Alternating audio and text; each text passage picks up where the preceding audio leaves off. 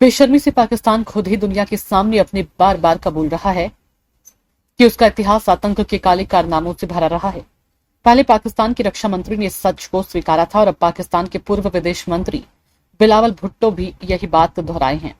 भुट्टो ने कहा कि यह कोई छुपा हुआ राज नहीं है कि पाकिस्तान का अतीत रहा है। उन्होंने इसे गलती माना और कहा कि इससे पाकिस्तान को नुकसान हुआ है।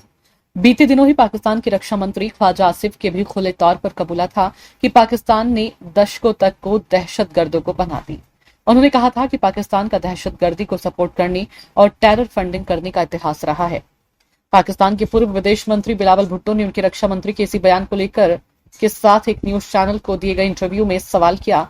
इस पर भुट्टो ने कहा कि जहां तक रक्षा मंत्री के बयान का सवाल है, मुझे नहीं लगता कि ये कोई रहस्य है, बल्कि यह तो पाकिस्तान का अतीत रहा है। इसका नतीजा ये रहा कि हमने इसका नुकसान उठाया है। हम चरमपंथ की लहर से गुजरे हैं, लेकिन हमने जो कुछ भी झेला उससे हमने अपने सबक भी सीखे हैं।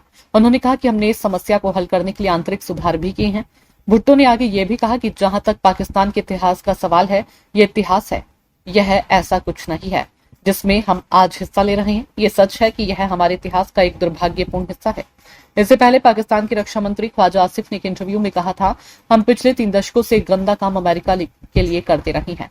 पश्चिमी देशों और ब्रिटेन के लिए भी ऐसा किया। हमारी यह गलती थी और हमें इसका खामियाजा भुगतना पड़ा।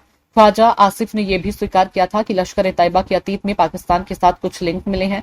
हालांकि उन्होंने कहा कि अब यह आतंकी संगठन खत्म हो चुका है। पाकिस्तान पीपुल्स पार्टी के अध्यक्ष बिलावल भुट्टो जरदारी भारत के एक्शन से इतने घबरा गए हैं कि आए दिन सिंधु में खून बहाने की गीदड़ भभकी देते रहते हैं। गुरुवार को मीरपुर खास में एक रैली को संबोधित करते हुए उन्होंने कहा कि पाकिस्तान एक शांतिपूर्ण देश है और इस्लाम एक शांतिपूर्ण धर्म है। हम युद्ध नहीं चाहते। जो भी सिंधु नदी पर आक्रमण करेगा वह हमसे लड़ेगा। भारत के लोग सिंधु नदी से भी बहुत प्रेम करते हैं।